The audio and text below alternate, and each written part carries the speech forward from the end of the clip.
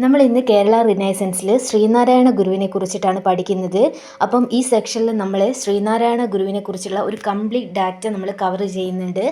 ആദ്യം തന്നെ നമ്മൾ നോക്കാൻ പോകുന്നത് ശ്രീനാരായണ ഗുരുവിൻ്റെ ഒരു ബയോ ആണ്. അതായത് അദ്ദേഹത്തിൻ്റെ എവിടെ ജനിച്ചു, പിന്നെ അദ്ദേഹത്തിൻ്റെ അച്ഛൻ ആരാണ്, അമ്മ ആരാണ്, അദ്ദേഹത്തിൻ്റെ വിശേഷണങ്ങൾ എന്തൊക്കെയാണ്, ഇങ്ങനത്തെ കുറച്ച് ഡാറ്റാസാണ് നമ്മൾ ആദ്യം നോക്കുന്നത്.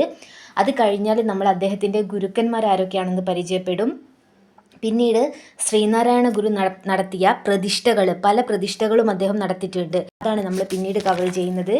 പിന്നെ നമ്മൾ ഗുരു സ്റ്റാർട്ട് ചെയ്തിട്ടുള്ള കുറച്ച് മഠങ്ങൾ, ആശ്രമങ്ങൾ, അങ്ങനത്തെ കാര്യങ്ങളൊക്കെയാണ് അടുത്തതിൽ നോക്കുന്നത്. പിന്നീട് നമ്മൾ ഗുരുവും ട്രാവൻകൂറും എന്നുള്ളൊരു സെക്ഷനാണ് നോക്കുന്നത്. അതായത് പണ്ടത്തെ തിരുവിതാംകൂറും ഗുരുവായിട്ട് ബന്ധപ്പെട്ട 2-3 ഡാറ്റാസ് ഉണ്ട്.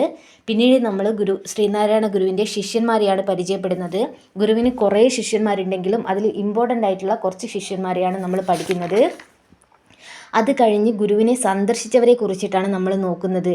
ഈ ശ്രീനാരായണ ഗുരുവിന് എന്താണ് കുറേ മഹത് വ്യക്തിത്വങ്ങൾ എന്താണ് സന്ദർശിച്ചിട്ടുണ്ട്. നമ്മൾ നോക്കുന്ന സമയത്ത് ഗുരു അങ്ങോട്ട് പോയി സന്ദർശിച്ചതല്ല, ഇവരൊക്കെ എന്താണ് ഗുരുവിനെ സന്ദർശിച്ചതാണ്. അപ്പം നമ്മൾ വിചാരിക്കും അപ്പോൾ ഗുരു അങ്ങോട്ട് പോയി സന്ദർശിച്ചിട്ടില്ലേന്ന്. അപ്പം അടുത്ത സെക്ഷനിൽ നമ്മൾ അതാണ് നോക്കുന്നത്. ആകെ ഒരൊറ്റൊരു വ്യക്തിത്വത്തെ മാത്രമാണ് ഗുരു അങ്ങോട്ട് പോയി ദർശിച്ചത്. അപ്പം ആ ഒരാളെക്കുറിച്ചും അതുമായിട്ട് ബന്ധപ്പെട്ട കുറച്ച് ഡാറ്റാസ് പഠിക്കുന്നുണ്ട്. അതിനുശേഷം നമ്മൾ ശ്രീനാരായണ ഗുരുവിൻ്റെ ഇമ്പോർട്ടൻ്റ് ആയിട്ടുള്ള സർവ്വമത സമ്മേളനം, അതിനെക്കുറിച്ച് വേണ്ട കാര്യങ്ങൾ പഠിക്കും. പിന്നെ ഗുരുവും ശ്രീലങ്കയുമായിട്ടുള്ള കണക്ഷൻ പഠിക്കുന്നുണ്ട്. പിന്നെ നമ്മൾ SNDP, മറ്റൊരു ഇമ്പോർട്ടൻ്റ് ആയിട്ടുള്ള ഒരു ഭാഗമായിട്ടുള്ള SNDP, ശ്രീനാരായണ ധർമ്മ പരിപാലന യോഗം പഠിക്കുന്നുണ്ട്. ശേഷം നമ്മൾ ഗുരുവിനെ ഇൻസ്പയർ ചെയ്തിട്ട് മറ്റുള്ളവർ ഫോം ചെയ്തിട്ടുള്ള കുറേ സംഘടനകൾ. അപ്പം ശ്രീനാരായണ ഗുരു എന്ന് പറയുന്നത് എന്താണ്, വളരെ ഇൻഫ്ലുവൻഷ്യൽ ആയിട്ടുള്ള ഒരു വ്യക്തിത്വമാണല്ലേ. അപ്പം ഇദ്ദേഹത്തിൻ്റെ ഈ ഒരു വർക്കും ഇതൊക്കെ ഇൻഫ്ലുവൻസ് ആയിട്ട് മറ്റുള്ള വ്യക്തികൾ എന്താണ് കുറേ സംഘടനകളൊക്കെ ഫോം ചെയ്തിട്ടുണ്ട്. അപ്പം അതെന്തൊക്കെയാണെന്ന് നമ്മൾ പഠിക്കുന്നുണ്ട്. ശേഷം നമ്മൾ ഗുരുയുടെ സമാധി, അതായത് എന്നാണ് ശ്രീനാരായണ ഗുരു മരിച്ചത്, അതുമായിട്ട് ബന്ധപ്പെട്ടിട്ടുള്ള കുറച്ച് കാര്യങ്ങൾ. പിന്നീട് ഇദ്ദേഹം നല്ല ഒരു എന്താ പറയുക, ഒരു കവി കൂടിയാണ്. അതായത് ഇദ്ദേഹത്തിന് എന്താണ് ഇദ്ദേഹത്തിൻ്റെ കവിതയൊക്കെ വായിക്കുമ്പോൾ തന്നെ നമുക്കത് മനസ്സിലാവും. വളരെ അർത്ഥവത്തായിട്ടുള്ള മലയാളത്തിലും അതുപോലെ തന്നെ എന്താണ് സംസ്കൃതത്തിലൊക്കെ ഇദ്ദേഹം രചനകൾ നടത്തിയിട്ടുണ്ട്. അപ്പോൾ നമുക്കത് മനസ്സിലാവും. അപ്പോൾ ഇദ്ദേഹത്തിൻ്റെ കുറേ രചനകളുണ്ട്. അതിൽ വേണ്ട ഒരു എക്സാം ഓറിയൻറ്റഡ് ആയിട്ടുള്ള കുറച്ച് രചനകൾ നമ്മൾ നോക്കും. ശേഷം നമ്മൾ ഗുരുവചനങ്ങൾ, ഇദ്ദേഹത്തിൻ്റെ മെയിനായിട്ടുള്ള കോട്സ്, പിന്നെ ഗുരുവിനെ കുറിച്ചിട്ട് മറ്റുള്ളവരുടെ കോട്സ്, അതായത് അയ്യങ്കാളി, രവീന്ദ്രനാഥ ടാഗോർ, അങ്ങനത്തെ കുറച്ച് ആളുകളുടെ കോട്സ് പഠിക്കുന്നുണ്ട്. പിന്നെ ശ്രീനാരായണ ഗുരു മെയിൻ കഥാപാത്രമായി വന്നിട്ട് കുറേ കൃതികൾ മറ്റുള്ളവർ എഴുതിയിട്ടുണ്ട്. അപ്പം ഈ കൃതികളിലൊക്കെ ശ്രീനാരായണ ഗുരുവാണ് മെയിൻ തീം. അപ്പം അത്തരത്തിലുള്ള കുറച്ച് പുസ്തകങ്ങൾ പഠിക്കുന്നുണ്ട്. പിന്നെ ശ്രീനാരായണ ഗുരുവിനെ കുറിച്ചുള്ള ഫിലിം, അതായത് ഇദ്ദേഹത്തിനെ കുറിച്ച് 2 ഫിലിമുകൾ ഇറങ്ങിയിട്ടുണ്ട്, അതിനെക്കുറിച്ച് പഠിക്കുന്നുണ്ട്. പിന്നെ നമ്മൾ ബേസിക്കായിട്ട് ഇദ്ദേഹത്തിൻ്റെ ആശയങ്ങൾ എന്തൊക്കെയാണ്, പിന്നെ ഇദ്ദേഹം അവസാനമായിട്ട് പങ്കെടുത്ത ചടങ്ങുകൾ, അങ്ങനത്തെ കുറച്ച് ബേസിക് ആയിട്ടുള്ള കുറച്ച് ഡാറ്റ നമ്മൾ അല്ലാതെ പഠിക്കും. അപ്പോൾ നമുക്ക് തുടങ്ങാം. ആദ്യം തന്നെ നമ്മൾ ഗുരുവിൻ്റെ ബയോയിലേക്കാണ് പോകുന്നത്. എന്നാണ് ജനിച്ചതെന്ന് നോക്കുകയാണെങ്കിൽ 1856 ഓഗസ്റ്റ് 20 ശ്രീനാരായണ ഗുരു ജനിക്കുന്നത്. അപ്പം നമ്മൾ ഓഗസ്റ്റ് 20 എന്ന് പറയുമ്പം നമ്മുടെ മനസ്സിലേക്ക് ശ്രീനാരായണ ഗുരു കൂടാതെ മറ്റ് 2 നവോത്ഥാന നായകരും കൂടി വരണം. അത് ആരൊക്കെയാണെന്ന് വെച്ചിട്ടുണ്ടെങ്കിൽ ചട്ടമ്പി സ്വാമികളും അയ്യങ്കാളിയും. ഈ ശ്രീനാരായണ ഗുരു, ചട്ടമ്പി സ്വാമി, അയ്യങ്കാളിയൊക്കെ ഓഗസ്റ്റിലാണ് ജനിക്കുന്നത്. പക്ഷേ വെവ്വേറെ കൊല്ലത്തിലാണ്, മാസം മാത്രമാണ് സെയിം. അപ്പോൾ നമുക്ക് ഈ 3 പേരെയും നമുക്കിവിടെ കവർ ചെയ്യാം. ശ്രീനാരായണ ഗുരു ഓഗസ്റ്റ് 20 ജനിക്കുമ്പം ചട്ടമ്പി സ്വാമി ഓഗസ്റ്റ് 25 ജനിക്കുന്നത്. അയ്യങ്കാളി ജനിക്കുന്നത് ഓഗസ്റ്റ് 28. പിന്നീട് നമ്മൾ ശ്രീനാരായണ ഗുരുവിൻ്റെ ഡാറ്റയിലേക്ക് വരുന്ന സമയത്ത് ഇദ്ദേഹം തിരുവനന്തപുരം ജില്ലയിൽ ചെമ്പഴന്തിയിൽ വയൽവാരം വീട്ടിലാണ് ജനിക്കുന്നത്. അപ്പം തിരുവനന്തപുരത്തിലെ ചെമ്പഴന്തിയിലെ വയൽവാരം വീട്ടിലാണ് ജനിക്കുന്നത്. അപ്പം ഇദ്ദേഹത്തിൻ്റെ വീട്ടുപേര് എന്ന് പറയുന്നത് വയൽവാരാണ്. പിന്നീട് നമ്മൾ ഇദ്ദേഹത്തിൻ്റെ അച്ഛൻ അമ്മ ഒക്കെ നോക്കിക്കഴിയുകയാണെങ്കിൽ അച്ഛൻ്റെ പേര് മാടനാശാൻ, അമ്മയുടെ പേര് കുട്ടിയമ്മ, ഇദ്ദേഹത്തിന് ഭാര്യയുണ്ട്, ഭാര്യയുടെ പേര് കാളി. പിന്നീട് ഇദ്ദേഹത്തിനൊരു സഹോദരിയുണ്ട്, സഹോദരിയുടെ പേര് കൊച്ചുദേവി മാത. അപ്പോൾ നമ്മുടെ അച്ഛനെയും അമ്മേനെയും ഒക്കെ കവർ ചെയ്തു. ഇദ്ദേഹം ജനിക്കുന്നത് എന്ന് പറയുന്നത് എവിടെയാണ്, തിരുവനന്തപുരം ആ ഒരു ഏരിയയിലാണല്ലേ ജനിക്കുന്നത്. അപ്പം അവിടെയൊക്കെ ഭരിച്ചിരുന്നത് ആരാണ്, ട്രാവൻകൂർ ഭരിച്ചിരുന്നത് നമ്മുടെ തിരുവിതാംകൂർ, അന്ന് തിരുവിതാംകൂർ ആയിരുന്നല്ലേ. അപ്പോൾ അവിടെ ഭരിച്ചിരുന്നത് ഈ ശ്രീനാരായണ ഗുരു ജനിക്കുന്ന സമയത്ത് ഉത്രം തിരുനാൾ മാർത്താണ്ഡവർമ്മയാണ്. പിന്നീട് ഇങ്ങോട്ട് വരികയാണെങ്കിൽ ശ്രീനാരായണ ഗുരുവിൻ്റെ കുറച്ച് വിശേഷണങ്ങളാണ് നമ്മൾ പഠിക്കുന്നത്. കേരള നവോത്ഥാനത്തിൻ്റെ പിതാവ്, കേരള നവോത്ഥാനത്തിൻ്റെ രാജശില്പി എന്നൊക്കെ അറിയപ്പെടുന്നത് ആരാണ്?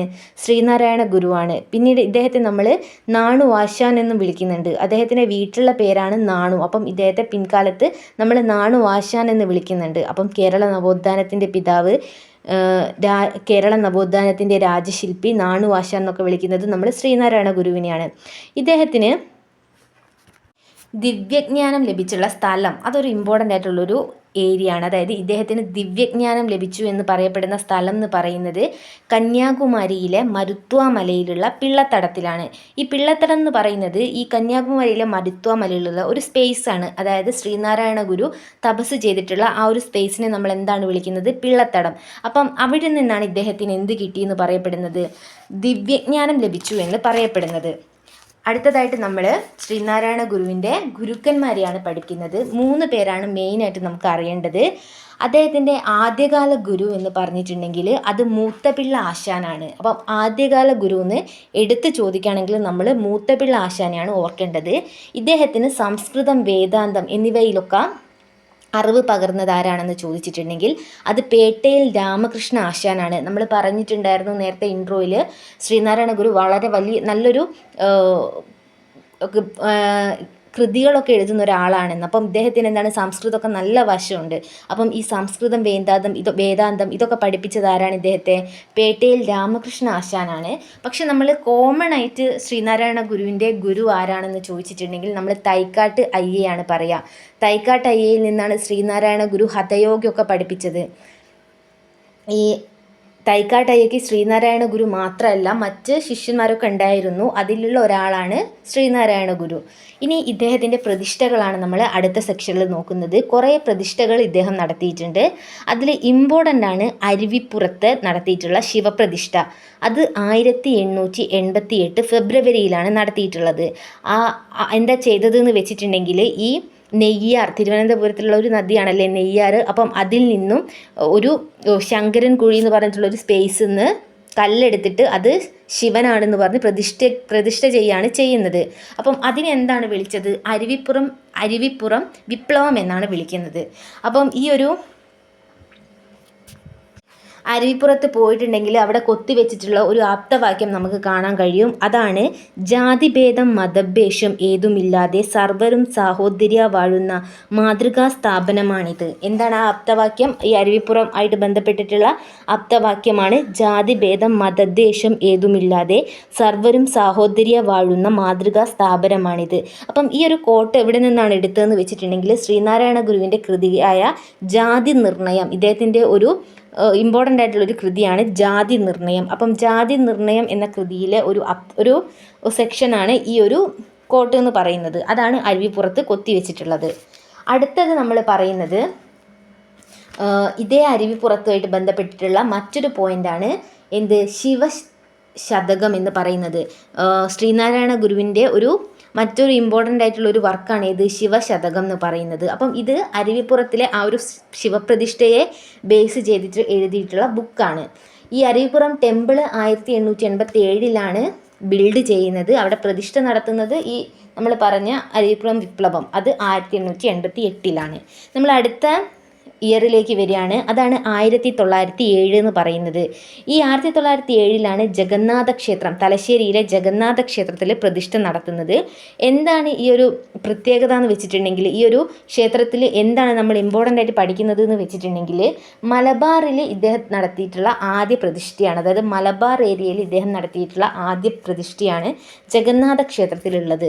പിന്നീട് ഇദ്ദേഹം ശാരദാ മഠത്തിന് തറക്കല്ലിടുന്ന ഡേറ്റ് പഠിക്കുന്നുണ്ട്. അത് 1909. 1912 വരുമ്പോൾ ഈ ശാരദാ മഠത്തിൽ ശിവപ്രതിഷ്ഠ നടത്തുകയാണ് ചെയ്യുന്നത്. അപ്പം നമ്മൾ ആദ്യം ഏതാണ് പഠിച്ചത്? നമ്മൾ ആദ്യം അരുവിപ്പുറത്തെ ശിവപ്രതിഷ്ഠ പറഞ്ഞു 1888. ശേഷം നമ്മൾ 1907 വന്നു ജഗന്നാഥ ക്ഷേത്രത്തിലേത്. പിന്നെ നമ്മൾ ശാരദാ മഠത്തിൽ 1909, 1912 ഡേറ്റുകൾ പഠിച്ചു.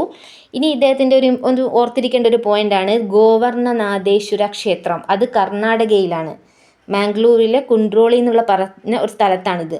അത് ജസ്റ്റ് ഒന്ന് ഓർത്ത് വെച്ചാൽ മതി. പിന്നീട് ഇദ്ദേഹത്തിൻ്റെ ഒരേ ഒരു സുബ്രഹ്മണ്യ പ്രതിഷ്ഠ എന്ന് പറയുന്നത് എവിടെയാണ്? വക്കം സുബ്രഹ്മണ്യ ക്ഷേത്രത്തിലാണ്.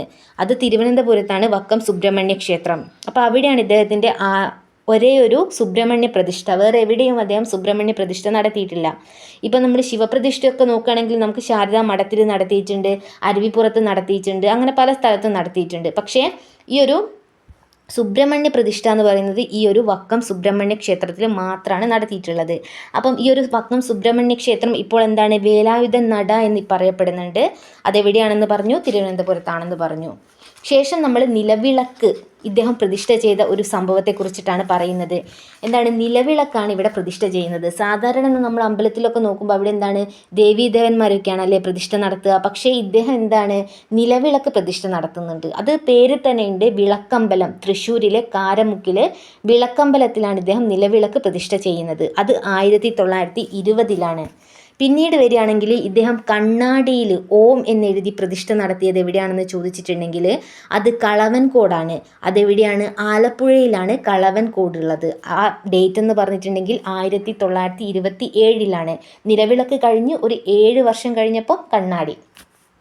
പിന്നെ ലാസ്റ്റ് കണ്ണാടി പ്രതിഷ്ഠ നടത്തിയത് ഉല്ലലയിലാണ്. അപ്പോൾ PSC ചോദിക്കുന്ന സമയത്ത് കണ്ണാടി പ്രതിഷ്ഠ ചോദിക്കുമ്പോൾ കളവൻകോടും വരും, ഉല്ലലയും വരില്ല, ഏതെങ്കിലും ഒന്നാണ് വരിക. അപ്പോൾ കളവൻകോടാണെങ്കിൽ ഇദ്ദേഹത്തിൻ്റെ എന്താ ചോദ്യം എന്ന് പറഞ്ഞിട്ടുണ്ടെങ്കിൽ ആ അവസാനത്തെ ക്ഷേത്രപ്രതിഷ്ഠ ഏതാണെന്ന് ചോദിച്ചിട്ടുണ്ടെങ്കിൽ ഈ കണ്ണാടിയിൽ ഓം എന്നെഴുതിയിട്ടുള്ള കളവൻകോടാണ്. പക്ഷേ ഉല്ലലയും ഓപ്ഷനിൽ ഉല്ലല വരികയാണെങ്കിൽ ഉല്ലലയായിരിക്കും ശരിക്കുള്ളത് ഉല്ലലയാണ് ഇദ്ദേഹത്തിൻ്റെ ലാസ്റ്റ്. കളവൻകോട് നമ്മൾ പറഞ്ഞു ആലപ്പുഴയിലാണ്. ഇനി നമ്മൾ പറഞ്ഞു ഈ കണ്ണാടി പ്രതിഷ്ഠ എന്നുള്ള ഒരു ആശയം ശരിക്കും ഈ ശ്രീനാരായണ ഗുരുവിന് കിട്ടുന്നത് വൈകുണ്ഠസ്വാമിയിൽ നിന്നാണെന്ന് നമ്മൾ ഓർത്തിരിക്കണം. ഇദ്ദേഹത്തിൻ്റെ അവസാന പ്രതിഷ്ഠയാണ് ഈ പ്രതിഷ്ഠ നടത്തിയതാണ് എവിടെ, കളവൻകോടിൽ കണ്ണാടി പ്രതിഷ്ഠ നടത്തിയത്. അതൊന്ന് ഓർത്തിരിക്കുക. ഇനി നമ്മൾ ലാസ്റ്റ് പഠിക്കാൻ പോകുന്ന പോയിൻ്റാണ് മുരുക്കുംപുഴ ക്ഷേത്രം. മുരുക്കുംപുഴ ക്ഷേത്രത്തിൻ്റെ പ്രത്യേകത എന്താണ്, ഗുരു ഓമിനോടൊപ്പം, ഓം എന്നുള്ളൊരു വാക്കിനോടൊപ്പം സത്യം, ധർമ്മം, ദയ, സ്നേഹം എന്നീ വാക്കുകൾ കൂടി ആലേപനം ചെയ്തിട്ട് എന്താണ്, പഞ്ചലോഹ ഫലകം പ്രതിഷ്ഠിക്കുകയാണ് ചെയ്യുന്നത്. സാധാരണ ക്ഷേത്രങ്ങളിൽ നമ്മൾ സത്യം, ധർമ്മം, ദയ, അങ്ങനെ സ്നേഹം അങ്ങനത്തൊന്നും കാണാറില്ല. പക്ഷേ ശ്രീനാരായണ ഗുരു ഓമിനോടൊപ്പം ഇത്തരം വാക്യങ്ങൾ കൂട്ടിച്ചേർത്തിട്ട് പഞ്ചലോഹ ഫലകം പ്രതിഷ്ഠിക്കുകയാണ് ചെയ്യുന്നത്. ഏത് ക്ഷേത്രത്തിലാണ്, മുരുക്കുംപുഴ ക്ഷേത്രം. അപ്പം ഇത്രയാണ് നമ്മൾ ശ്രീനാരായണ ഗുരുവിൻ്റെ പ്രതിഷ്ഠകൾ, അതായത് ഇദ്ദേഹം നടത്തിയ പ്രതിഷ്ഠകൾ പഠിക്കുന്നത്. ഏതൊക്കെ പഠിച്ചു, അരുവിപ്പുറം പഠിച്ചു, അതുപോലെ തന്നെ നമ്മൾ ജഗന്നാഥ ക്ഷേത്രം പഠിച്ചു, പിന്നെ ശാരദാ മഠം പഠിക്കുന്നുണ്ട്, പിന്നെ നമ്മൾ സുബ്രഹ്മണ്യ ക്ഷേത്രം, ഗോവർണനാഥ ക്ഷേത്രം പഠിച്ചു, പിന്നെ ഇദ്ദേഹത്തിൻ്റെ കണ്ണാടി പ്രതിഷ്ഠയും നിലവിളക്ക് പ്രതിഷ്ഠയും പഠിച്ചു. അതിൻ്റെ ഡേറ്റും ഇമ്പോർട്ടൻ്റ് ആണ്. പിന്നീട് അവസാനമായിട്ട് മുരുക്കുംപുഴ ക്ഷേത്രം. അപ്പം ശ്രീനാരായണ ഗുരുവിൻ്റെ ക്ഷേത്രങ്ങളുടെ സംഭവങ്ങളൊക്കെ കഴിഞ്ഞു. അടുത്തത് നമ്മൾ ഇദ്ദേഹം സ്റ്റാർട്ട് ചെയ്തിട്ടുള്ള കുറച്ച് പ്രസ്ഥാനങ്ങളാണ്. പ്രസ്ഥാനം എന്ന് പറയാൻ പറ്റില്ല, ഇദ്ദേഹം സ്റ്റാർട്ട് ചെയ്തിട്ടുള്ള കുറച്ച് കാര്യങ്ങൾ. അതെ, ഒന്നാമതായിട്ട് പറയുന്നത് 5 തെങ്ങിൽ സ്കൂൾ ആരംഭിക്കുന്നതാണ്. 1881 കാലയളവിലാണ് ഇദ്ദേഹം 5 തെങ്ങിൽ സ്കൂൾ പണിയുന്നത്. അപ്പം ഈ ഒരു സ്കൂൾ പണിതതുമായി ബന്ധപ്പെട്ട് ഇദ്ദേഹം പറഞ്ഞിട്ടുള്ള ഒരു കോട്ടാണ്, ഇനി നമുക്ക് ക്ഷേത്ര നിർമ്മാണമല്ല വിദ്യാലയ നിർമ്മാണമാണ് വേണ്ടത് എന്ന്. അപ്പോൾ ഇദ്ദേഹത്തിന് എന്താണ്, എഡ്യൂക്കേഷൻ്റെ ഇമ്പോർട്ടൻസ് അറിയാവുന്ന ഒരു നവോത്ഥാന നായകനാണ്. അപ്പോൾ എന്താ പറയുന്നത്, നമുക്ക് ക്ഷേത്ര നിർമ്മാണമല്ല വേണ്ടത്, മറിച്ച് വിദ്യാലയ നിർമ്മാണമാണ് എന്ന് പറഞ്ഞത് ഈ ഒരു 5 തെങ്ങിൽ 1881 സ്കൂൾ സ്ഥാപിക്കുന്നതുമായി ബന്ധപ്പെട്ടാണ്.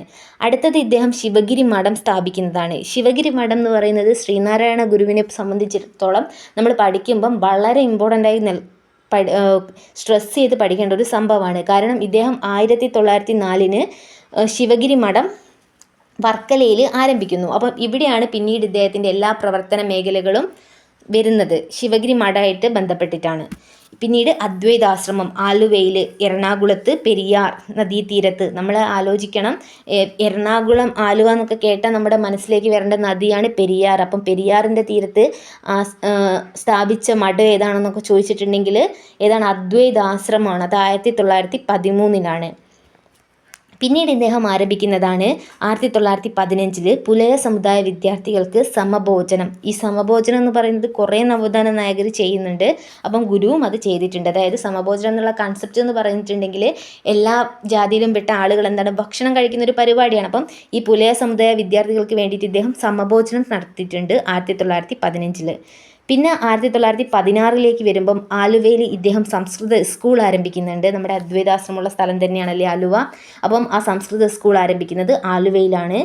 16 മറ്റൊരു കാര്യം കൂടി ചെയ്യുന്നുണ്ട്. ശ്രീനാരായണ സേവാ ആശ്രമം കാഞ്ചീപുരത്തും ആരംഭിക്കുന്നുണ്ട്. അപ്പം ഇദ്ദേഹം സ്റ്റാർട്ട് ചെയ്തിട്ടുള്ള കാര്യങ്ങളൊക്കെ നമ്മൾ പറഞ്ഞു കഴിഞ്ഞു.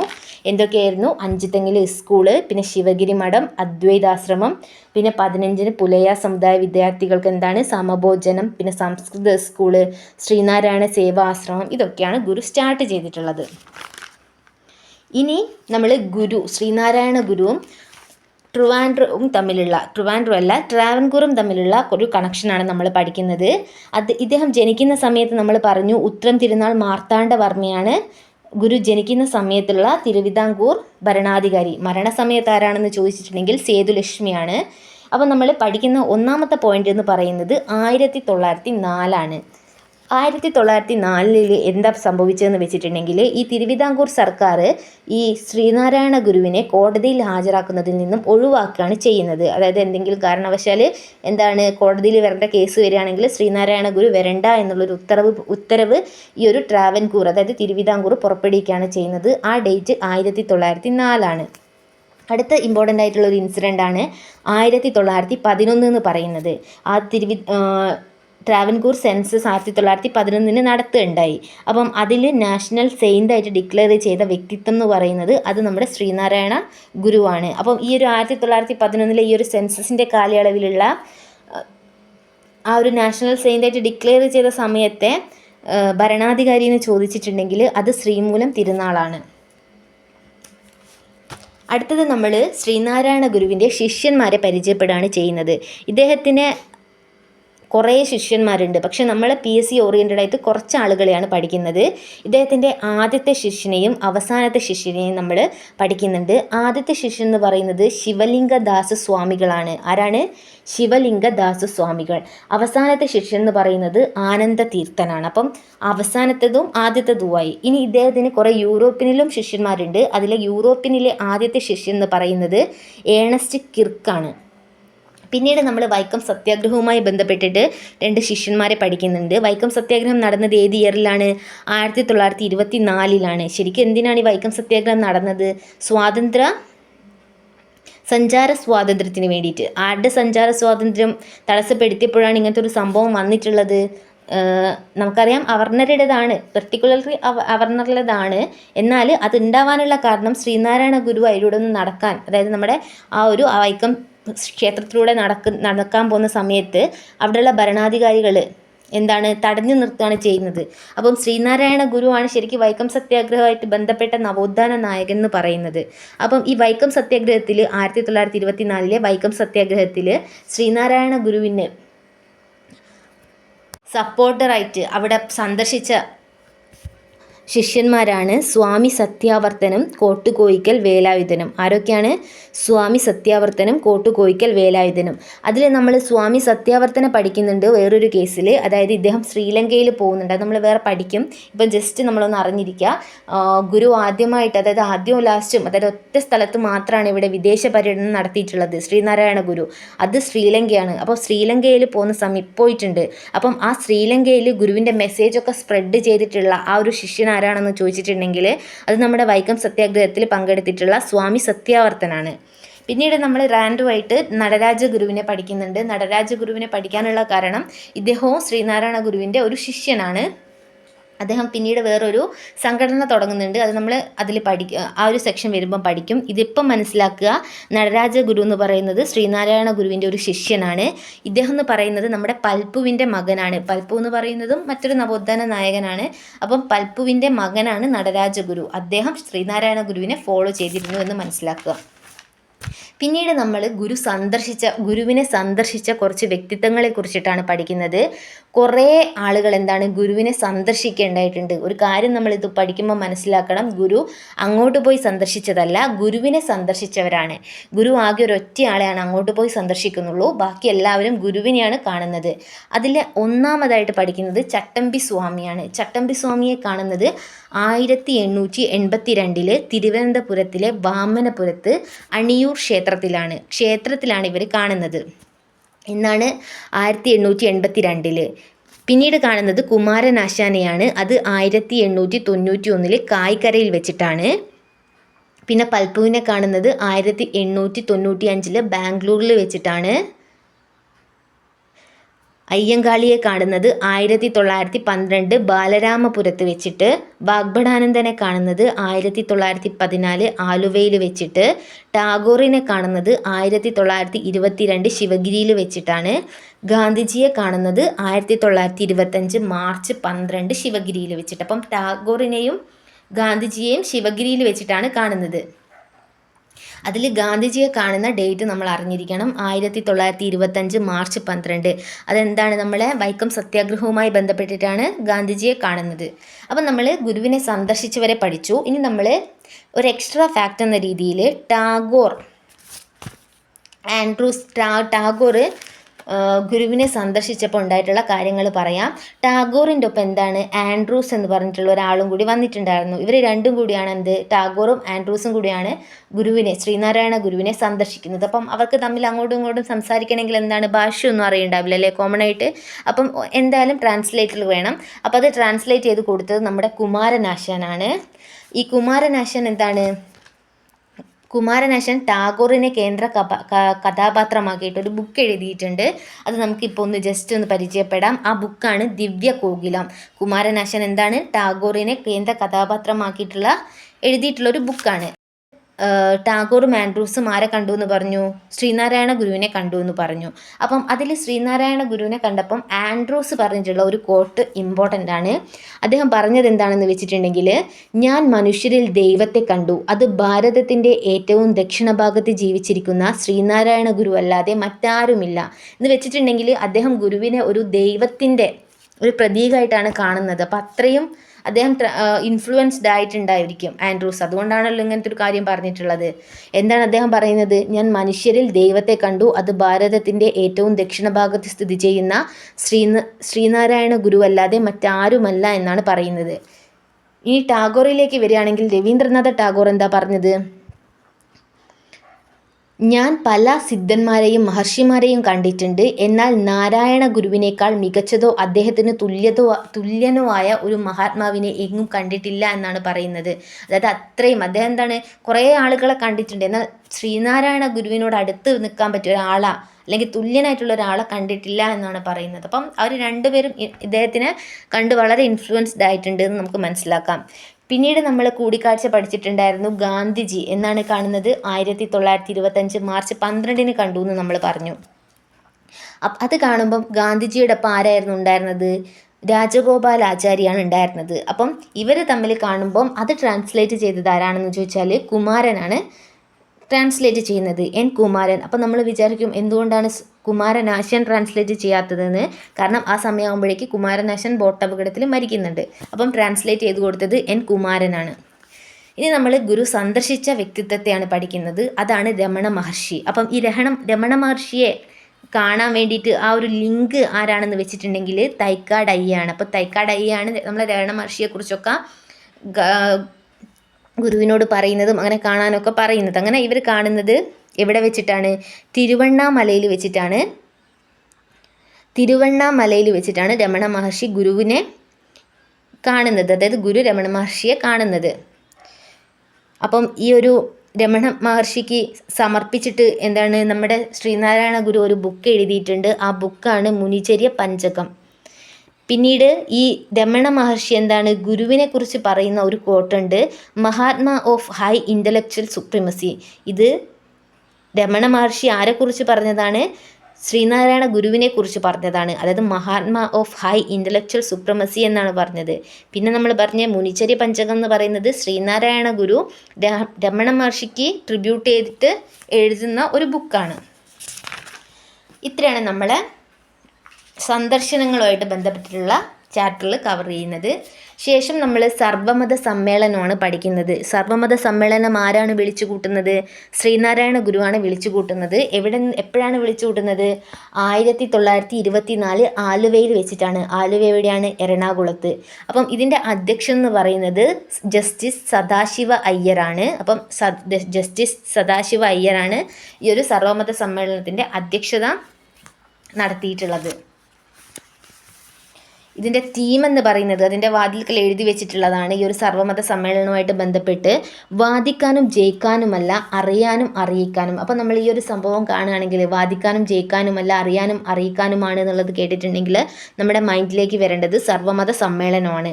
ഈ സർവ്വമത സമ്മേളനത്തിൽ വെച്ചിട്ട് ശ്രീനാരായണ ഗുരു താലികെട്ട് കല്യാണം അബോളിഷ് ചെയ്യുന്നുണ്ട്.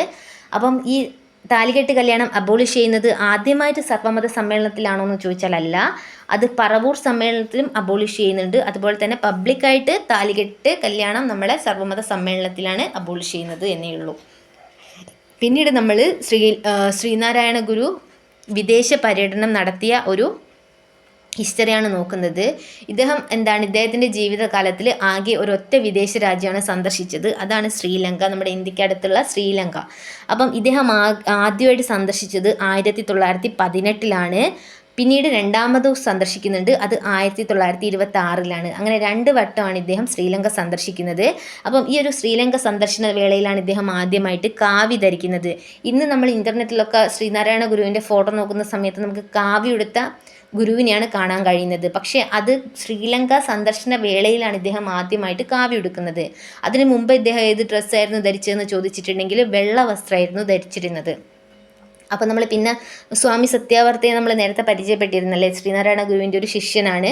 ഇദ്ദേഹമാണ് ശ്രീലങ്കയിൽ ശ്രീനാരായണ ഗുരുവിൻ്റെ ഐഡിയ ഒക്കെ എന്ത് ചെയ്തിട്ടുള്ളത്, പോപ്പുലറൈസ് ചെയ്തിട്ടുള്ളത്. ഇനി നമ്മൾ SNDPയെ കുറിച്ചിട്ടാണ് പഠിക്കുന്നത്. SNDP എന്ന് പറഞ്ഞിട്ടുണ്ടെങ്കിൽ ശ്രീനാരായണ ധർമ്മ പരിപാലന യോഗം. അപ്പം ശ്രീനാരായണ ഗുരുവിനെ കുറിച്ച് പഠിക്കുമ്പോൾ നമുക്ക് അത്രയും ഇമ്പോർട്ടൻ്റ് ആയിട്ടുള്ള ഒരു ഡാറ്റയാണ് എന്തെന്ന് പറയുന്നത് SNDPയെ കുറിച്ച്. അപ്പോൾ ഈ SNDPയെ കുറിച്ച് നമുക്ക് കുറച്ചധികം പഠിക്കാനുണ്ട്. ആദ്യം ഇത് എപ്പോഴാണ് ഫോം ചെയ്തതെന്ന് നമ്മൾ പഠിച്ചിരിക്കണം. 1903 മെയ് 15 ഇത് ഫോം ചെയ്യുന്നത്. ഇതിൻ്റെ അധ്യക്ഷൻ ആരാണ്? അധ്യക്ഷനെന്നും അതുപോലെ തന്നെ ആജീവനാന്ത അധ്യക്ഷനെന്നും ആദ്യ അധ്യക്ഷനൊക്കെ ചോദിച്ചാൽ നമ്മളെ ശ്രീനാരായണ ഗുരു തന്നെയാണ്. ആദ്യ സെക്രട്ടറി എന്ന് പറയുന്നത് നമ്മുടെ കുമാരനാശാനാണ്. ഇതിൻ്റെ വൈസ് പ്രസിഡന്റ് ആരാണെന്ന് ചോദിച്ചിട്ടുണ്ടെങ്കിൽ അത് ഡോക്ടർ പൽപ്പു ആണ്. ഈ പൽപ്പു ആണ് ശരിക്കും ശ്രീനാരായണ ഗുരുവിനോട് SNDP തുടങ്ങാൻ വേണ്ടിയിട്ട് സജസ്റ്റ് ചെയ്യുന്നത്. അദ്ദേഹത്തിൻ്റെ പ്രവർത്തനത്തിനൊക്കെ ഒരു ഡയറക്ഷൻ കിട്ടുമല്ലോ. അപ്പം പൽപ്പുവാണ് ഇങ്ങനെ SNDP തുടങ്ങണം എന്ന് പറയുന്നത്. പൽപ്പുവിനോട് ആരാണ് സജസ്റ്റ് ചെയ്തതെന്ന് വെച്ചിട്ടുണ്ടെങ്കിൽ വിവേകാനന്ദനാണ്. അപ്പം വിവേകാനന്ദൻ 1902 മരിക്കുന്നുണ്ട്. അപ്പം അതിനുശേഷം അടുത്ത കൊല്ലം 1903 SNDP ഫോം ചെയ്യുന്നത്. അപ്പം നമ്മൾ പൽപ്പുവാണ് ഇത് വൈസ് പ്രസിഡന്റ് എന്ന് പറഞ്ഞു. അപ്പം നമുക്ക് പൽപ്പുവിനെ കുറിച്ച് ചെറിയ 2 പോയിന്റ് പഠിക്കാം.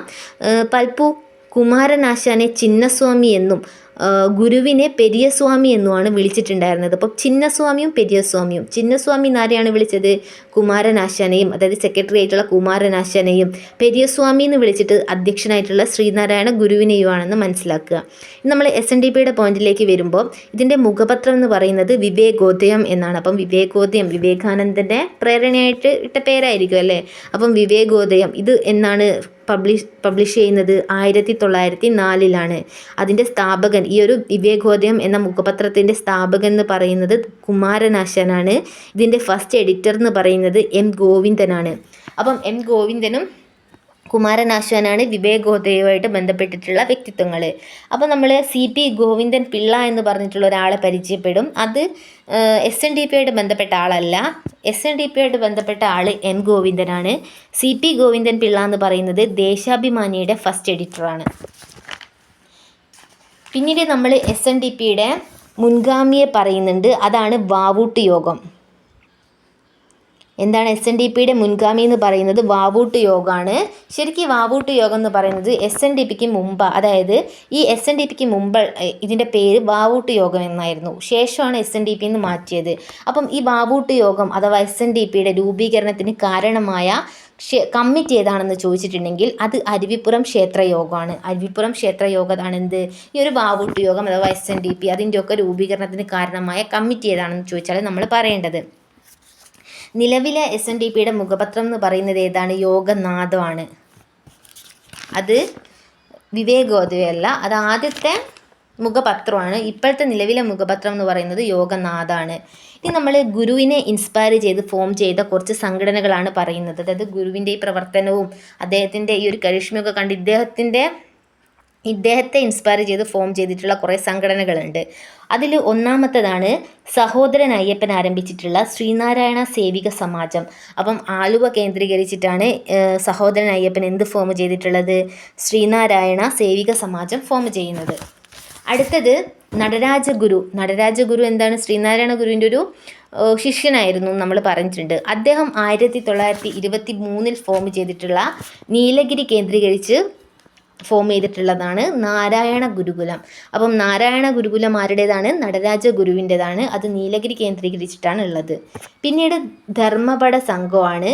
അത് TK മാധവൻ്റെതാണ്. SNDP യോഗം ശക്തിപ്പെടുത്താൻ വേണ്ടിയിട്ടാണ് ധർമ്മപട സംഘം രൂപീകരിക്കുന്നത്. പിന്നീട് SN ട്രസ്റ്റ്, R ശങ്കരൻ്റെ SN ട്രസ്റ്റാണ്. അത് 1982 കൊല്ലത്താണ് രൂപീകരിക്കുന്നത്. SNDPയുടെ കീഴിൽ കുറേ വിദ്യാഭ്യാസ സ്ഥാപനങ്ങൾ വരുന്നുണ്ടല്ലേ. അപ്പം അതിൻ്റെയൊക്കെ കാര്യക്ഷമമായ പ്രവർത്തനത്തിന് വേണ്ടിയിട്ടാണ് SN ട്രസ്റ്റ് രൂപീകരിക്കുന്നത്.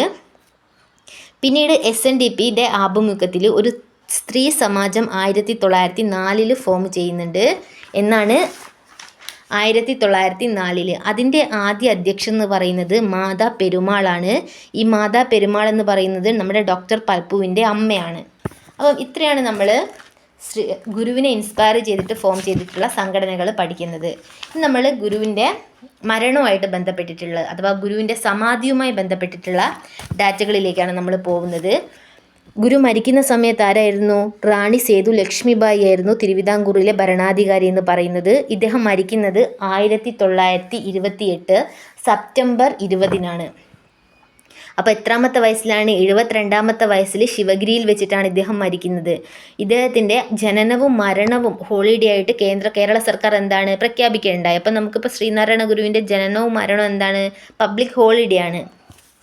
ഇനി ഇദ്ദേഹത്തിൻ്റെ മുൻഗാമി, ശ്രീനാരായണ ഗുരുവിൻ്റെ മുൻഗാമി എന്ന് പറയുന്ന ഒരു നവോത്ഥാന നായകനാണ് ആറാട്ടുപുഴ വേലായുധ പണിക്കർ എന്ന് പറയുന്നത്. ശേഷം ശ്രീനാരായണ ഗുരു മരിച്ചു. ശേഷം പിൻഗാമി എന്നറിയപ്പെടുന്നത് ബോധാനന്ദ സ്വാമി എന്നാണ്. അതായത് ഇദ്ദേഹത്തിൻ്റെ ഒരു ഡിസിപ്ലിനായിട്ടുള്ള ബോധാനന്ദ സ്വാമി. ബോധാനന്ദ സ്വാമിയുടെ യഥാർത്ഥ പേരാണ് വേലായുധൻ. ശ്രീനാരായണ ഗുരുവിൻ്റെ ഇന്ത്യൻ സ്റ്റാമ്പിൽ, അതുപോലെ തന്നെ ശ്രീലങ്കൻ സ്റ്റാമ്പിൽ, ഇന്ത്യൻ നാണയത്തിലൊക്കെ മുദ്രണം ചെയ്യപ്പെട്ടിട്ടുള്ള ഒരു നവോത്ഥാന നായകനാണ്. ഇന്ത്യൻ സ്റ്റാമ്പിൽ 1967 ഓഗസ്റ്റ് 21-നാണ് ഇദ്ദേഹം മുദ്രണം ചെയ്യപ്പെട്ടത്. ശ്രീലങ്കൻ സ്റ്റാമ്പിൽ 2009-ലാണ്.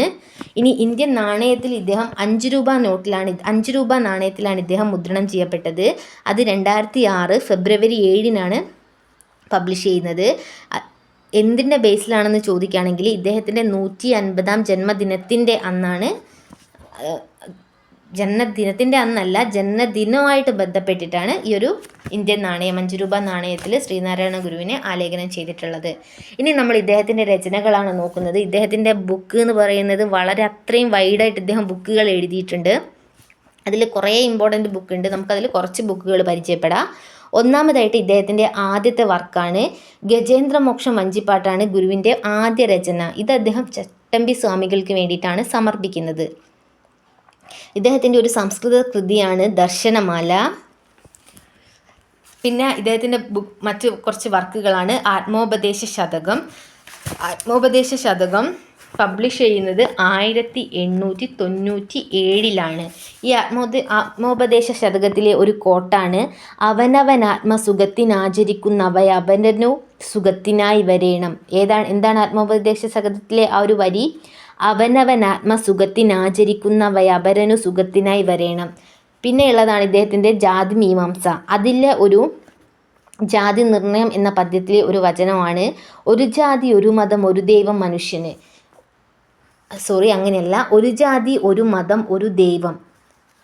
ഈ ഒരു കോട്ട് ഇദ്ദേഹത്തിൻ്റെ ഏത് ബുക്കിൽ നിന്നാണ് എടുത്തത്? ജാതി മീമാംസ. പിന്നെ ഇദ്ദേഹം നവമഞ്ജരി എന്ന് പറയുന്നത് ചട്ടമ്പി സ്വാമികൾക്ക് വേണ്ടിയിട്ട് സമർപ്പിക്കുന്നതാണ്. പിന്നെ ഇദ്ദേഹം എന്താണ് കുറേ ബുക്കുകൾ, തമിഴ് ബുക്കുകൾ മലയാളത്തിലേക്ക് തർജ്ജമ ചെയ്യേണ്ടായി. ആ തർജ്ജമ ചെയ്തതാണ് തിരുക്കുറൽ, ഒഴിവിലൊഴുക്കം, വാസ്യോപനിഷത്ത്. അപ്പം തിരുക്കുറൽ എന്നൊക്കെ പറയുന്നത് തമിഴ്നാട്ടിലെ ബൈബിളും അങ്ങനെ ഏതൊരു ബുക്കാണ്. അപ്പം ഈ തിരുക്കുറലും ഒഴിവിലൊഴുക്കും ഒക്കെ തമിഴ് ബുക്കാണ്. അപ്പം ഇത് ഇദ്ദേഹം മലയാളത്തിലേക്ക് തർജ്ജമ ചെയ്തു. ഇനി ഈശോവാസ്യ ഉപനിഷത്ത് എന്ന് പറയുന്നത് എന്താണ്? അത് ഏറ്റവും ചെറിയ ഉപനിഷത്താണ്. അപ്പം അതും നമ്മുടെ ശ്രീനാരായണ ഗുരുവാണ് തർജ്ജമ ചെയ്തിട്ടുള്ളത്. ഇനി ഇദ്ദേഹത്തിൻ്റെ മറ്റ് ബുക്കുകളാണ് ജാതി നിർണയം, ജാതി ലക്ഷണം, സദാചാരം, ജീവകാരുണ്യ പഞ്ചകം, അനുകമ്പാ ദശകം. ഈ അനുകമ്പാ ദശകം എന്ന് പറയുന്നത് യേശു ക്രിസ്തുവിൻ്റെ ഒരു തീമിൽ എഴുതിയിട്ടുള്ള ഒരു ബുക്കാണ്. പിന്നെ ധർമ്മ, ആശ്രമം, മുനിചര്യ പഞ്ചകം, സമാധി ശ്ലോകങ്ങൾ, അദ്വൈത ദീപിക, കാളി നാടകം, കുണ്ടലിനി പാട്ട്, തേവാര പതികങ്ങൾ. ഇതൊക്കെ എന്താണ്? ഇദ്ദേഹത്തിൻ്റെ ബുക്കുകളാണ്. ഇത്രയാണ് ഇദ്ദേഹത്തിൻ്റെ ബുക്കുകളിൽ വരുന്നത്. ഇനി നമ്മൾ ഗുരുവചനങ്ങളെക്കുറിച്ച് നോക്കാം. ഇദ്ദേഹത്തിൻ്റെ ഒന്നാമത്തേതാണ് മനുഷ്യത്വമാണ് മനുഷ്യൻ്റെ ജാതി. പിന്നീടുള്ളതാണ് മദ്യം വിഷമാണ്, അത് ഉണ്ടാക്കരുത്, കൊടുക്കരുത്, കുടിക്കരുത്. പിന്നുള്ളൊരു കോട്ടാണ് ഞാൻ പ്രതിഷ്ഠിച്ചത് ഈഴവ ശിവനെയാണ്. പിന്നീട് സംഘടിക്കുക, ശക്തരാവുക, വിദ്യ കൊണ്ട് പ്രബുദ്ധരാവുക. അടുത്തത് മതം ഏതായാലും മനുഷ്യൻ നന്നായാൽ മതി. പിന്നെ ഒരു ജാതി ഒരു മതം ഒരു ദൈവം മനുഷ്യന്. പിന്നെ മനുഷ്യരുടെ വേഷം, ഭാഷ, മതം എന്നിവ വ്യത്യസ്തമായാലും അവരുടെ ജാതി ഒന്നായതുകൊണ്ട് അന്യോന്യം വിവാഹവും പന്തിഭോജനവും ചെയ്യുന്നതിന് യാതൊരു ദോഷവുമില്ല. അടുത്തത് ലാസ്റ്റിലത്തെ, ഇനി ക്ഷേത്ര നിർമ്മാണമല്ല വിദ്യാലയ നിർമ്മാണമാണ് ജനതയ്ക്ക് വേണ്ടത്. പ്രധാന ദേവാലയം വിദ്യാലയം തന്നെയാവണം. അപ്പം ഇദ്ദേഹത്തിൻ്റെ വചനങ്ങൾ നമ്മൾ കവർ ചെയ്തു. ശേഷം ഇദ്ദേഹത്തിൻ്റെ കുറിച്ച് മറ്റുള്ളവർ പറഞ്ഞ കോട്സുകളാണ് നമ്മൾ നോക്കുന്നത്. ആചാര്യ വിനോബ ഭാവെ പറഞ്ഞതാണ്, കഴിഞ്ഞ 100 സംവത്സരങ്ങളിൽ ഭാരതത്തിൽ ഉദയം ചെയ്തിട്ടുള്ള 5ഓ 10ഓ അവതാരങ്ങളിൽ ഒരാൾ തീർച്ചയായും ശ്രീനാരായണ ഗുരു തന്നെയാണ്. എന്താണ് പറഞ്ഞത്?